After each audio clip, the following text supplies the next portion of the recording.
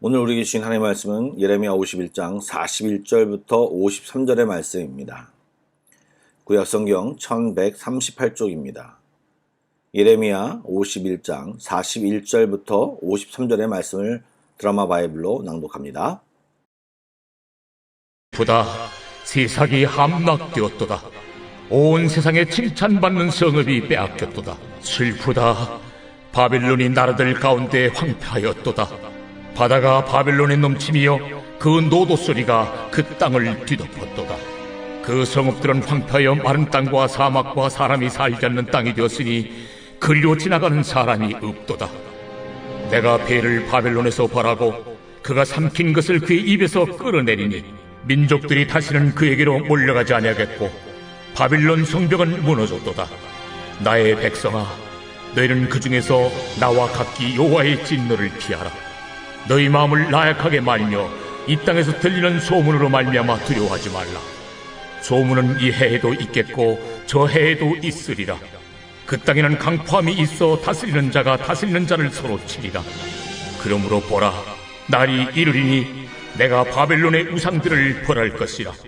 그 온 땅이 치욕을 당하겠고 그 죽임 당할 자가 모두 그 가운데 엎드러질 것이며 하늘과 땅과 그 안에 있는 모든 것이 바벨론으로 말미암아 기뻐 노래하리니 이는 파멸시키는 자가 북쪽에서 그에게 옴이라. 바벨론이 이스라엘을 죽여 엎드러뜨린 같이 온 세상이 바벨론에서 죽임을 당하여 엎드러지리라. 칼을 피한 자들이여, 멈추지 말고 걸어가라. 먼 곳에서 여호와를 생각하며 예루살렘을 너희 마음에 두라. 외국인이 여호와의 거룩한 성전에 들어가므로 우리가 책망을 들으며 수치를 당하여 모욕이 우리 얼굴을 덮었느니라. 보라, 날이 이르리니 내가 그 우상들을 벌할 것이라. 부상자들이 그 땅에서 한숨을 지으리라. 가령 바벨론이 하늘까지 솟아오른다 하자 높은 곳에 있는 피난처를 요새로 삼더라도 멸망시킬 자가 내게로부터 그들에게 임하리라. 여호와의 말씀이니라. 새날이 밝았습니다. 평안히 주무셨습니까? 오늘도 새벽 예배를 통하여서 이 하루도 주님과 동행하는 귀한 하루가 되기를 소망합니다. 오늘 읽은 본문 말씀을 잘 들으셨는지요? 오늘도 읽어보시면 바벨론의 심판과 바벨론을 향한 하나님의 행하심이 계속되고 있음을 볼 수 있습니다. 지난주 내내 비슷한 주제로 말씀을 전했기 때문에 오늘은 좀 주제를 좀 다르게 해서 여러분에게 말씀을 전할까 합니다. 하나님께서는 이스라엘 백성이 범죄했을 때 먼저 경고하셨고 또한 계속 불순종하자 바벨론을 도구 삼아 이스라엘 백성을 심판하셨습니다. 이스라엘의 왕족과 귀족 그리고 유능한 사람들은 포로가 되어 바벨론에 와서 나라를 잃은 슬픈 민족의 삶을 살게 되었습니다.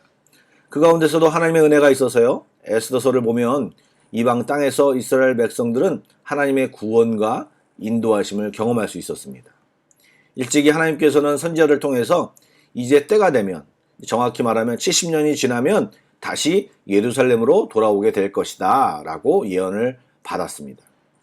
지금 읽고 있는 이 예레미야 50장 51장은요 바벨론의 심판에 대해서 선포하고 있지만, 그리고 또 바벨론의 죄악과 그들을 어떻게 심판하실 것인가를 자세히 설명하고 있지만, 반대로 생각하면 이 말씀들은 결국 이스라엘 백성을 돌아오게 할 것이라고 하는 그런 말씀을 하기 위한 말씀이고요. 또 틈틈이 이제 때가 되어 이스라엘 백성들을 그 땅에서 나오게 하려는 하나님의 계획과 말씀들이 틈틈이 그 곳곳에서 들려지고 있습니다. 지난주에 말씀드린 대로 하나님의 뜻이 계셔서 이스라엘 백성들을 바벨론에 머물게 했지만 그 땅은 우상을 섬기는 땅이요 돈과 명예와 힘의 원리가 지배되는 사회였고, 이제 이스라엘 백성들이 나올 즈음에는요 그들의 나라의 교만과 자만이 극에 달한 상태였습니다. 여러분, 70년이라는 시간은 결코 짧은 시간이 아니죠. 이미 적응을 마치고 나름 자리를 잡을 수도 있고 타향살이지만 나름대로 안정적인 생활을 하고 있는 사람들이 많았을 것입니다. 이곳 인도네시아에 이주한 지 30년 이상 되신 분들을 가끔 만나 뵙게 되는데요. 그분들과 대화를 나눠보면 이제는 한국보다 인도네시아가 더 익숙하다는 말을 많이 하는 것을 들을 수 있습니다. 그런 것들을 감안한다면 비록 어쩔 수 없이 시작한 포로 생활이지만 70년 생활이면 이제 이 바벨론이라는 생활이 익숙해질 대로 익숙해진 생활일 것입니다. 여러분, 그들에게 하나님이 내린 명령이 무엇이냐면 이제 떠나 하나님의 구원의 자리로 속히 나아올 곳을 명하십니다. 45절 말씀을 보실까요? 나의 백성아, 너희는 그 중에서 나와 각기 여호와의 진노를 피하라. 전도서 3장 1절 말씀에 보면 범사에 기한이 있고 천하만사가 다 때가 있다라는 말씀이 있습니다. 이제 하나님께서 이스라엘 백성에게 말하는 것이 뭐냐면 그곳에서 나올 때라는 것입니다.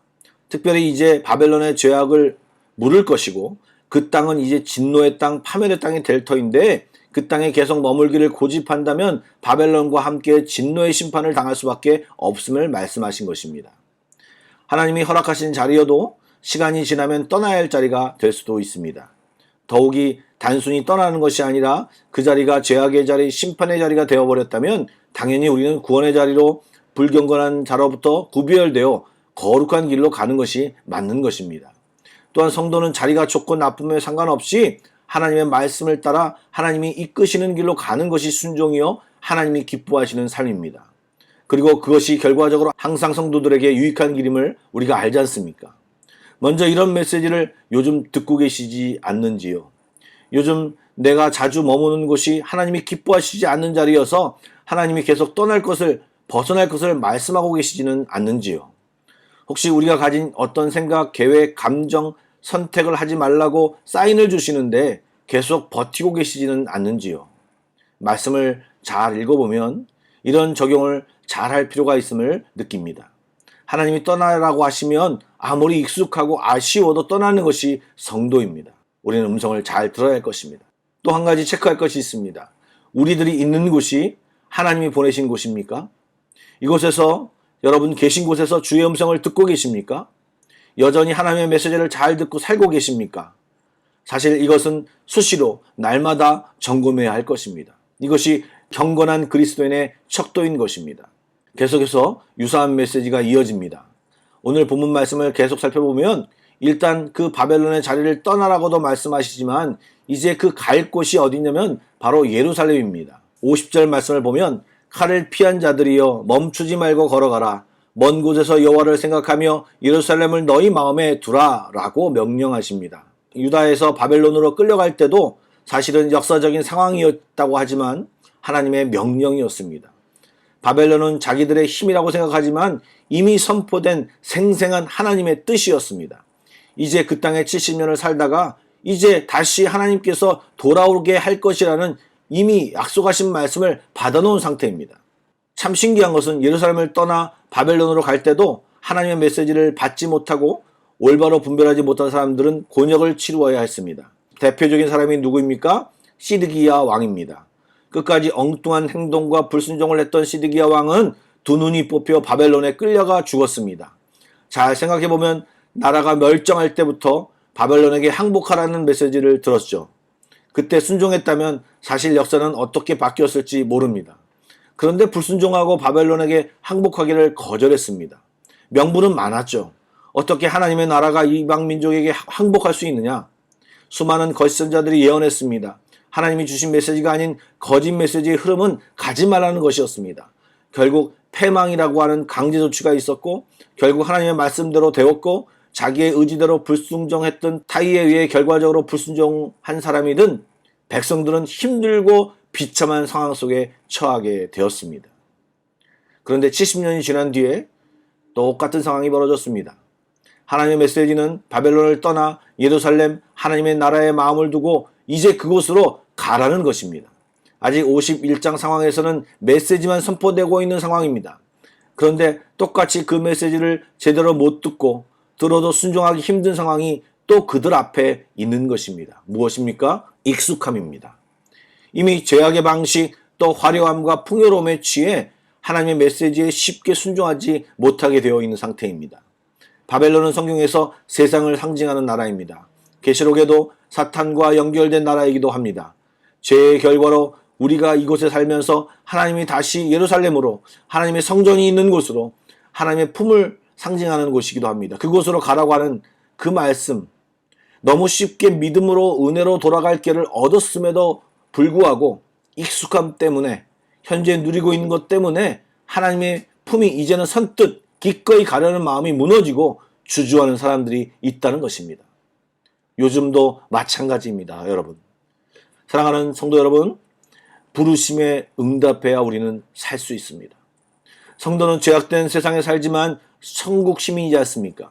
천국 시민은 하나님 말씀에 순종하는 사람들입니다. 어려워도 아까워도 하나님 말씀보다 가치 있고 복된 것은 없습니다. 순간 유익을 주는 세상 것, 사실은 욕심과 죄악을 기초로 둔 것에 대해 너무 연연하지 말고 오늘도 하나님 말씀에 우리는 마음을 두어야 합니다. 참 신기한 것은 이런 것들을 수시로 연습해야 쉽다는 것입니다.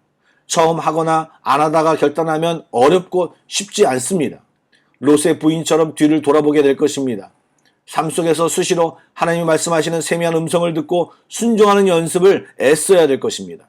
이빨이 썩는다고 사탕을 빼앗긴 아이처럼 죄의 세상에 익숙하지만 억지로 하나님께 시선을 돌리는 자가 아닌 하나님 말씀에 순종의 기쁨을 맛본 자로서 과감히 어떠한 마음을 주시더라도 과감히 주님께 마음을 두는 우리 모두가 되기를 축복합니다. 기도하겠습니다. 사랑의 주님, 복 있는 자는 악인의 꾀와 죄인의 길과 오만한 자리에 익숙하지 아니하고 주의 말씀을 사모하는 자라고 말씀하셨습니다. 주님, 이 세상에 살면서 세상 것에 익숙해지기 쉽지만 오늘도 하늘의 것을 구하며 살기를 다짐합니다. 직장에서, 가정에서, 삶 속에서 주님을 부르게 하여 주시고 주님 주신 힘으로 오늘도 승리하는 삶을 살게 하여 주시옵소서. 주님이 주신 능력과 지혜로 이 하루도 능히 세상을 승리하며 또 그들에게 선포하며 보여주며 살게 하여 주옵소서. 예수님의 이름으로 기도드립니다. 아멘. 계속해서 Pray Together 1, 2, 3 기도 제목으로 기도하신 뒤에 개인 기도로 나아가겠습니다.